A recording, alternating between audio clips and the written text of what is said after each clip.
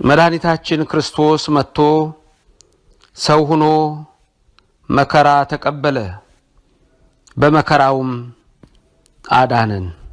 ዛሬ በዕለተ ረቡዕ ምን እንደሆነ የምንመለከትበት ዕለት ነው። ይቺ ዕለተ ረቡዕ በቤተ ክርስቲያናችን ልዩ ቀን ናት። ሕማማቱ ሰኞ፣ ማክሰኞ እየተሰደበ ስሙ በክፉ እየተነሳ የታመመበት ከሕማም ሲቆጠር፣ ይቺ ዕለተ ረቡዕ ደግሞ ምክር የጸናባት ፈሪሳውያን ኢየሱስ ክርስቶስን ለመግደል ለመስቀል ያውም በፋሲካው ዕለት ምክንያት ያገኙባት ዕለት ናት።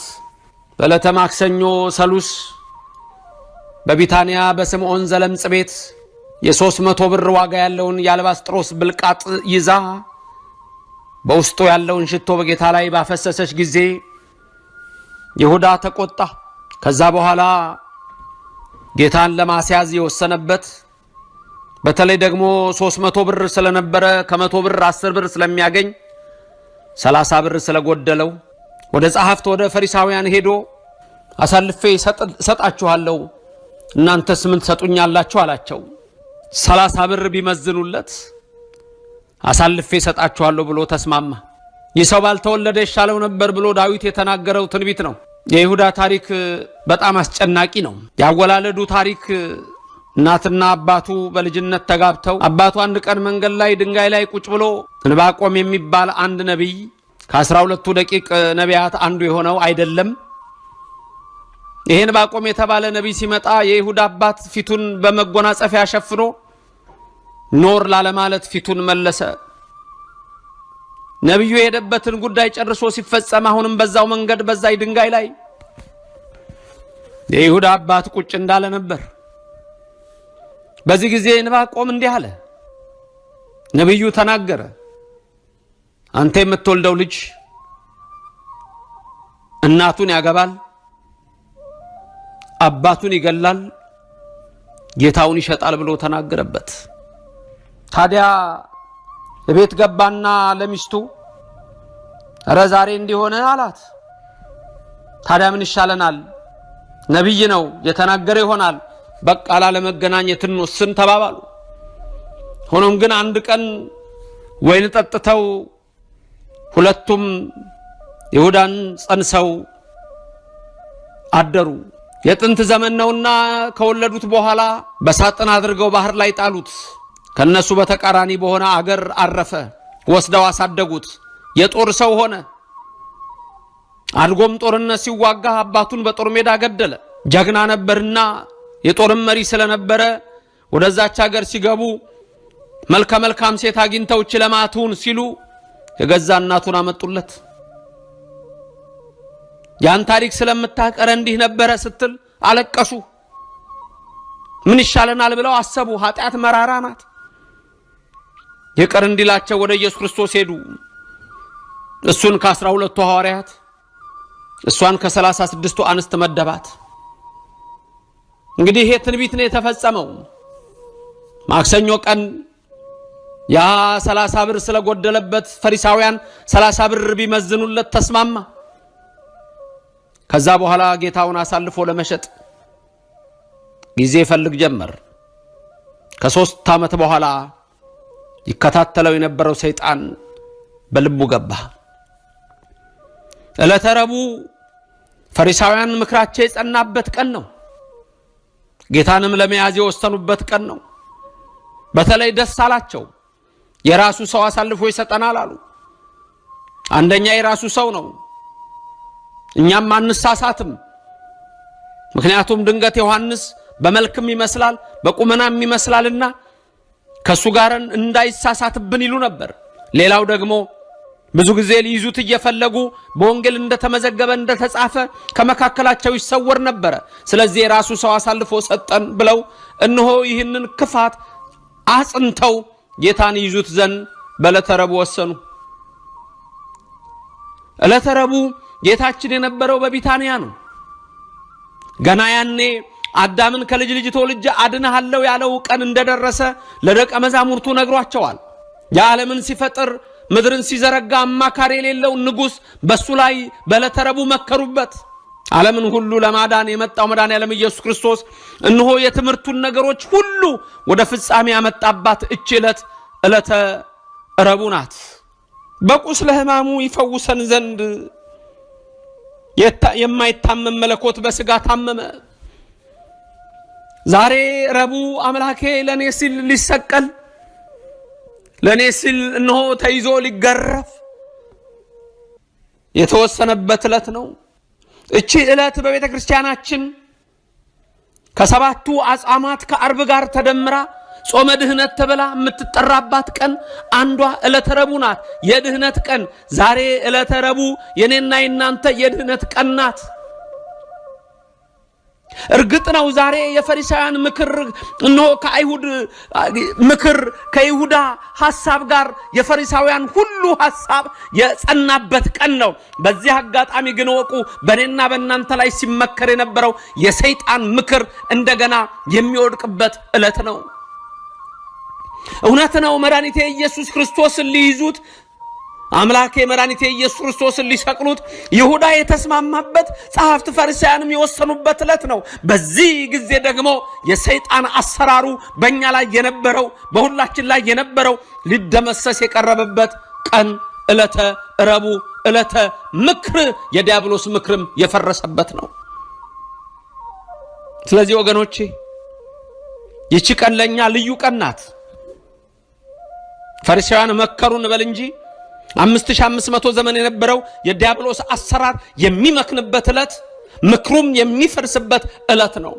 እነሱ መክረዋል፣ አዎ ክርስቶስን ሊይዙት መክረዋል፣ አዎ ኢየሱስ ክርስቶስ ደግሞ በእኛ ላይ ያለውን የዲያብሎስ ምክር ለዘላለም ሊያቆመው በነቢያት ያናገረውን ሁሉ ወደ ፍጻሜ ያመጣባት ዕለት እቺ ዕለተ ረቡዕ ናት። ልዩ ቀን ናት። እርግጥ ነው መከራውን እያሰብን ሕማም ናት። መሰደቡን እያሰብን ስለኛ የሆነውን እያሰብን በሱ ላይ መከሩ አይሁድ የማይመከርበት አምላክ ላይ ሰማይን ሲዘረጋ አማካሪ የሌለው ምድርን በኋላ ሲያጸና አማካሪ የሌለው እኛን ሲፈጥር አማካሪ የሌለው እርሱ እነሆ አይሁድ መከሩበት። ግን የሁላችን ድህነት የሁላችን ሕይወት የሚመለስበት 5500 ዘመን የነበረው የዲያብሎስ ምክር ዛሬ የፈረሰበት ዕለት ነው። በተቃራኒው ስታዩት ፈሪሳውያን ምክራቸው ጸንቷል። በዚህኛው በኩል ስታዩት ደግሞ ምክራቸው የጸና ይምሰላቸው እንጂ እኛን ለማዳን የመጣው ኢየሱስ ክርስቶስ የዲያብሎስን ምክር ያፈረሰባት ዕለት እቺ ዕለተ ረቡዕ ናት። አምላኬ ባንተ ላይ መከሩ፣ ባንተ ላይ በተመከረው ምክር ግን በኔ ላይ የተመከረውን የዲያብሎስ ምክር አፈረስከው። አንተን ሊይዙ ተስማሙ። አምላኬ ሆይ እኔን ደሞ ሲገዛ የነበረውን ዲያብሎስ፣ አዎ በኃጢአት ሲዘኝ የነበረውን ዲያብሎስ አዎ ለዘላለም ልታስርልኝ አምላኬ ሆይ እነሆ በዚች ምድር ከድንግል ተወልደ መጣህ። ፈሪሳውያን ከይሁዳ ጋር በአንድ ምክር ሆነው አዎ አንተን ሊሰቅሉህ ተማከሩ፣ ሊይዙህም ተማከሩ። እስከዛሬ ሲገዛኝ የነበረው ዲያብሎስን ቀንበር ሰንሰለት ከኔ ላይ ልትጥልልኝ አምላኬ ወሰንክልኝ።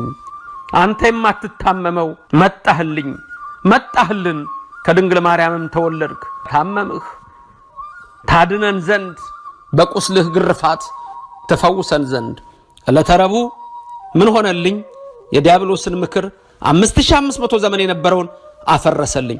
በቁስሉ ቁስሌን እንደወሰደው በህመሙ ህማሜን እንደወሰደው በምክሩ የተመከረብኝን ያፈረሰበት ዕለት ልዩ ዕለት ረቡዕ ናት። ደስ ይበላችሁ ወገኖቼ። ሐዘኑን እያሰብን እናለቅሳለን፣ ልባችን ደግሞ ደስ ይለዋል። ሐዘኑን እየሰማን ህማሙን እያደመጥን ውስጣችን ያዝናል፣ ግን ልባችን ደግሞ ሐሴት ያደርጋል፣ ሰውነታችን ይሰግዳል። አዎ ሰይጣንን ለዘላለም የሚፈርስበት ታላቁ ኃይል እሱ ነውና ዕለተ ረቡዕ ሰሙነ ሕማማት ፈሪሳውያን በሱ ላይ መከሩ፣ በእኛ ላይ የነበረውን ምክር ግን ያፈረሰበት ልዩ ዕለት ነው። አምላኬ መድኃኒቴ ኢየሱስ ክርስቶስ ሆይ ስለኔ ብለህ ከሰማይ ወርደህ ካዛኝቱ ከድንግል ማርያም በከብቶች በረት ተወልደህ የከብቶች በረትን ሳትንቅ የተወለድከው ለካ የኔን ኃጢአቴን የኔን በደሌን ልትገፍ ለካ ልቤን አትጸየፈውም። ለካ አይጸየፈንም ወገኖቼ። ለካ አይተወንም። ለካ አይርቀንም። ለካ አይሸሸንም። ለካ ያነሳኛል አምላኬ። ለካ ይፈውሰኛል አምላኬ። የማይተው እግዚአብሔር አለኝ። 5500 ዘመን የነበረውን ምክር ያፈረሰልኝ አምላኬ። አንተ ድንግል ልጅ አትተወኝ፣ ይቅር በለኝ። አዎ እንደ ቅዱሳኑ አልሰግድልህ፣ እንደ ጻድቃኑ አልንበረከክልህ። ብንበረከክም ብሰግድም ከኃጢአቴ ጋር ነው። አንተ ግን በምሕረትህ እስራቴን ልትፈታ ስለኔ ተይዘህ የኔን መያዝ ከዲያብሎስ ቀንበር ነፃ ልታወጣ መታሃልና ለዘላለም አምንሃለሁ፣ ለዘላለም አመልክሃለሁ፣ ለዘላለም አባቴ ሆንልኝ። ኢየሱስ ክርስቶስ ባስተማረው የመጽሐፍ ቅዱስ ክፍል መነሻ አድርገን የምንማር ይሆናል። አስቀድሜ የመጽሐፍ ቅዱሱን ቃል ሁላችሁ መስማት እንድትችሉ በንባብ አሰማችሁና ቀጥሎ ወደ ትምህርታችን እንሄዳለን። እግዚአብሔር ከሁላችን ጋር ይሁን። የማቴዎስ ወንጌል ምዕራፍ 16 ቁጥር 21 ከዚያን ቀን ጀምሮ ኢየሱስ ወደ ኢየሩሳሌም ይሄድ ዘንድ ከሽማግሎችና ከካህናት አለቆች ከጻፎችም ብዙ መከራ ይቀበልና ይገደል ዘንድ በሦስተኛውም ቀን ይነሳ ዘንድ እንዲገባው ለደቀ መዛሙርቱ ይገልጥላቸው ጀመር።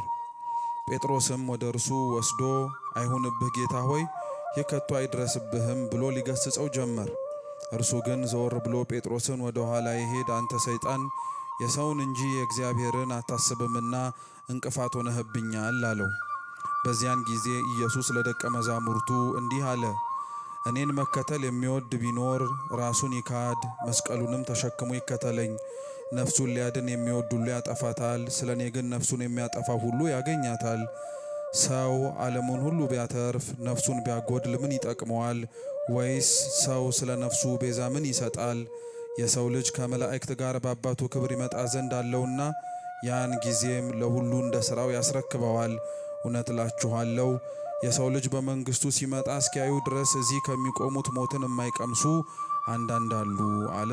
ስለ ቅዱስ ቃሉ የአምላካችን የልዑል እግዚአብሔር ስም የተመሰገነ ይሁን። ከቁጥር 21 ጀምሮ እስከ 28 ድረስ ባነበብነው የመጽሐፍ ቅዱስ ክፍል የምንማር ይሆናል። ለትምህርታችን ርዕስ የምናደርገው ቁጥር 24 ላይ ተጽፎ የሚገኘውን የመጽሐፍ ቅዱስ ክፍል ይሆናል። እስኪ እኔን በሉ። እኔን መከተል የሚወድ ቢኖር ራሱን ይካድ፣ መስቀሉንም ተሸክሞ ይከተለኝ። እስኪ ድገሙት። እኔን መከተል የሚወድ ቢኖር ራሱን ይካድ፣ መስቀሉንም ተሸክሞ ይከተለኝ። የመጨረሻ ሶስተኛ እስኪም በለው። እኔን መከተል የሚወድ ቢኖር ራሱን ይካድ፣ መስቀሉንም ተሸክሞ ይከተለኝ። በዚህ ኃይለ ቃል መነሻነት የምንማር ይሆናል። አምላካችን እንዲያስተምረን በጉባኤያችን ተገኝቶ የሚበጀንን ሁሉ መስማት፣ ማድመጥ፣ መኖር እንድንችል አይነ ልቡናችንን እንዲያበራልን የእርሱ ቅዱስ ፈቃድ ይሁንልን።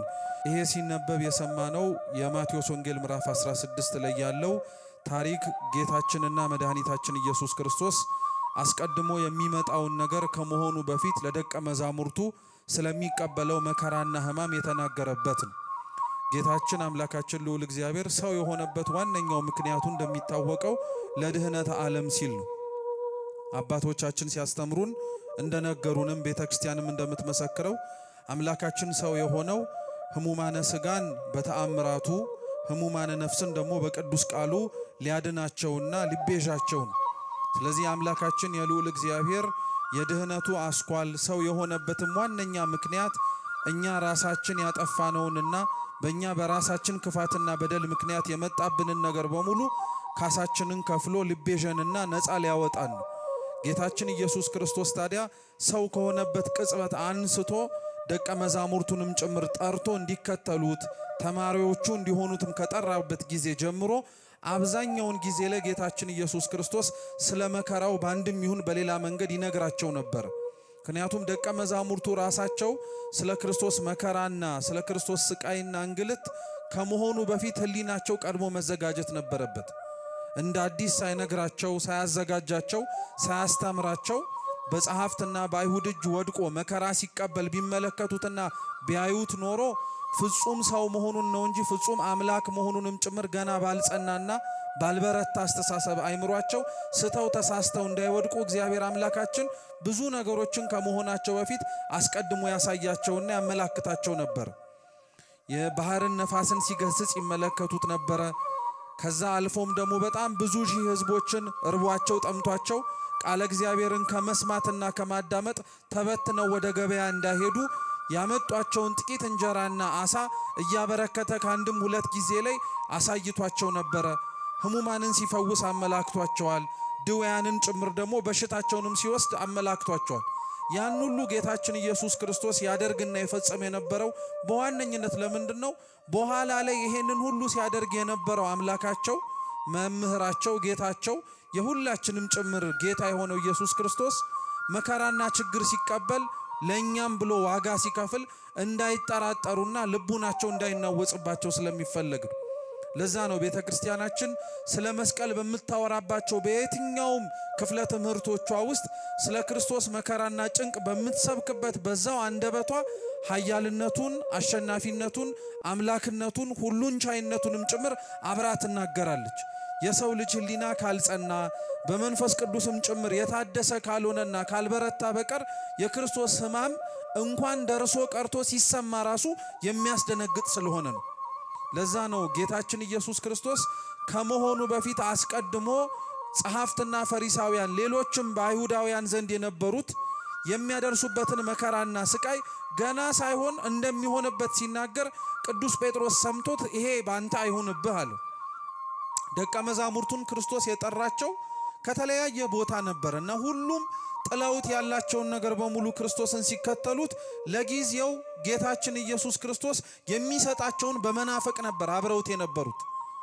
ሲያበላ ሲያጠጣ፣ ሕሙማንን ሲፈውስ፣ ሌሎችንም ነገሮችንም ሲያደርግ ምናልባት ከእሱ ጋር አብረው በመዋልና በማደራቸው ተማሪዎቹ ደቀ መዛሙርቱ በመሆናቸው ከሱ የሆነ ነገር እናገኛለን ይከፈለናልም ጭምር ብለው ተስፋ ያደረጉ ነበር።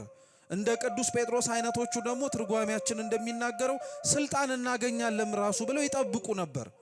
ክርስቶስ ግን ደቀ መዛሙርቱን የጠራቸው ካሉበት ቦታ ሁሉ አብረውት መኖር እንዲችሉ የሰበሰባቸው ምድራዊ የሆነ ስልጣን እንዲሰጣቸው አልነበርም። ለዛም ብሎ የጠራቸው ማናቸውም አልነበርም። ይልቁኑ እንዲያውም ክርስቶስ ደቀ መዛሙርቱን ከዛ ዓለማዊ ከሆነው ሕይወታቸው ጠርቶ ወደ እሱ አብረውት መኖር እንዲችሉ የጠራቸው እሱ የተቀበለውን መከራ መቀበል እንዲችሉ ነበር። ስለዚህ ቅዱስ ጴጥሮስ በጊዜው ይሄ ስላልገባው ስለ ጌታ መከራና ስቃይ ከራሱ አንደበት ሲሰማ ይሄ ባንተ አይሁንብህ አለው። ሹመት ሽልማቱ የሚቀርበት መስሎት ጌታችን ኢየሱስ ክርስቶስ በሚደርስበት ለኛ ብሎ በሚከፍለው በምንም አይነት ዋጋ ውስጥ የተሰበሰቡት በሙሉ ከሱ መከራ ውስጥ የሚካፈሉትና የሚያገኙት ነገር የሌለ ስለመሰለው ባንተ አይሁንብህ አለው።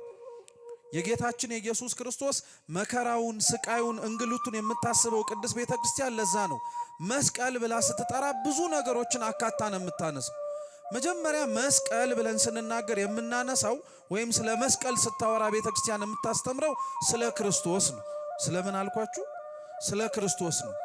መስቀልን ከክርስቶስ ክርስቶስን ከመስቀል ወንጌልም ለያይቶ ስለማያሳየን መስቀል ብለን ስናወራ ሁሌም ስለ ክርስቶስ እናወራለን። አምላካችንን ጌታችን ኢየሱስ ክርስቶስንም ስንጠራው በአንጻሩ ደግሞ አብረን መስቀልንም ጭምር እናስታውሳለን። ሁለቱም የሚለያዩ ነገሮች ስላልሆኑ ነው። ለዛ ነው መስቀል ብለን መጀመሪያ ስናወራ የምንናገረው ክርስቶስ አምላካችን ስለተቀበለው ሕማምና መከራ ነው። ቅዱስ ጴጥሮስ እንዳልኳችሁ ይሄ ክርስቶስ የተቀበለውን እቀበለዋለሁም ጭምር እያለ ይናገር የነበረው መከራ ለሱ ሊያሰጠውና ሊያስገኘው የሚችለው ምድራዊ ሹመት ስለሌለ አይሁንብህ አለው። ክርስቶስ ግን ይሄንን ሁሉ ሊያደርግ የነበረበትና ሐሳብም ጭምር ኖሮት ወደ ምድር የወረደው ለቅዱስ ጴጥሮስና ለወንድሞቹ ምድራዊ ሹመትና ሽልማትን ለመስጠት አልነበርም።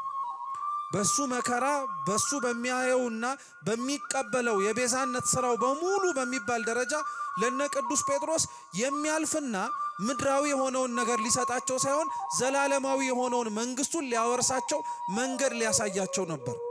ለዛ ነው ጌታችን ኢየሱስ ክርስቶስ በመስቀሉና በተቀበለው ሕማም በሙሉ እሱ ካልሆነ በቀር ሊያደርገው የማይቻለውን ነገር በሙሉ አድርጎልናል። ለዛ ነው አምላካችን ከመሰቀሉ በፊት በመሰቀሉ የምናገኘውን ልክ እንደ ቅዱስ ጴጥሮስ ይሄ አይሁንብህ እንዳንል፣ ልክ እንደ ቅዱስ ጴጥሮስ ባልተሰቀለ እንዳንል በመሰቀሉ የምናገኘውን በረከትና በመሰቀሉ ምክንያት የምናገኘውን እጥፍ ድርብ ጸጋ እንድንረዳው በጣም በብዙ መንገድ አስተምሮናል። የመጀመሪያው እዛው ሐዲስ ኪዳን ላይ አምላካችን ኢየሱስ ክርስቶስ ያስተማረው ትምህርት አለ። ስለ መሰቀሉ ሳይሆን በአንጻሩ በስቅለቱ ምክንያት ስለምናገኘው ነገር በንጽጽር ከብሉይ ኪዳን ታሪክ ጋር ያመጣው ያስተማረው ትምህርት አለ። የቅዱስ ዮሐንስ ወንጌል ምዕራፍ 3 ላይ ተጽፎ የሚገኝ ታሪክ ነው። ጌታችን ኢየሱስ ክርስቶስ እስራኤላውያን እግዚአብሔርን በማሳዘናቸውና እሱን በማስከፋታቸው ምክንያት ከደረሰባቸው መቅሰፍቶች መካከል አንዱ የእባብ መነደፍ ነበር። ኦሪት ዘጸአት ምዕራፍ 21 ላይ ያለ ታሪክ ነው።